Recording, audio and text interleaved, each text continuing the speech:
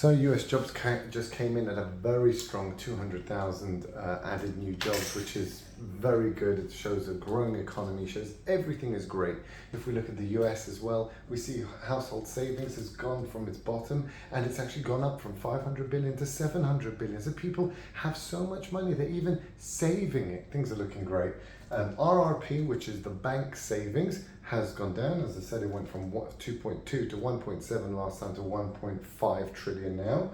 And US interest payments stayed stable because they haven't changed the interest rates. So it's 1.1 trillion it's going to be this year, which is double what it was last year, but still it remains stable, so no change there. Now, where things do change is the US government debt, which in the last 90 days they have borrowed $1.5 trillion, right?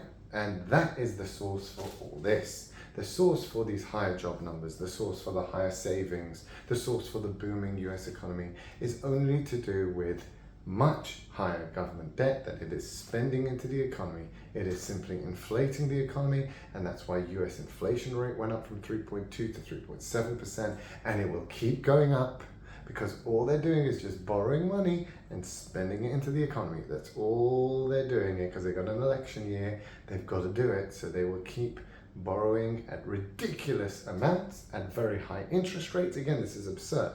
Very high interest rates. At least Japan does it at 0%. When you're borrowing at 5.5%, you're crazy, but they're doing it, right? So they're borrowing it, spending it into the economy, increasing savings, increasing jobs, everything's looking rosy.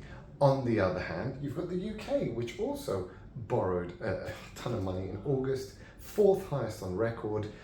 In 1,000 years, it took them to get to $1 trillion total debt, and that was till 2010. It took them to get to 1 trillion. It is now 13 years later at 2.6 trillion.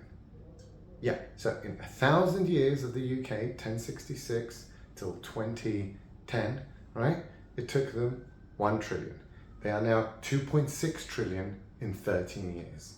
The UK totally bankrupt, hence why today's decision to not raise interest rates. Even though in CPI, sorry, it went up from, this is hilarious, because it says 6.8% was last month. Now they go, inflation went down to what? Did it go down to 3? Did it go down to 2? No, it went down to 6.7%. A margin of error. That's where it went down to. It basically is the same, very high 6.7%, the highest in the OECD, the 20 most developed countries in the world, other than Turkey. So it is the highest in the OECD, and it is second highest, sorry, and 6.7%, not going anywhere. And next month, guaranteed to go up with $95 oil. So you have inflation out of control in the UK. Zero control, nothing's happening. They cannot raise interest rates anymore. They basically said that's it because it's bankrupting the country. It's 160 billion of interest payments a year next year because it has to roll over onto higher interest rates. It's going to be 200 billion, even without any more spending. Okay, when they roll it over at a higher interest rate. So it'll be 200 billion next year just in interest rates, which is obscene. So both these countries going down the borrowing and spending route, hoping to keep the economy going. It will definitely keep them out of recession, whatever they call it, which is GDP will not go below 0, but GDP per capita is drastically going down as inflation bites and as they import millions of immigrants, so that reduces GDP per capita. So that is in both countries getting decimated. Standard of living in the US, I mean, if you live in a big city, it's worse than the worst place in Western Europe. Horrendous in all American big cities, and in the UK, their standard of living compared to going outside is also being decimated. So that is where we are, and it's obviously due to net zero policies bankrupting everything, the massive benefits, the massive immigration, and inflation will not go down. It will not go down, guys. It's not going down.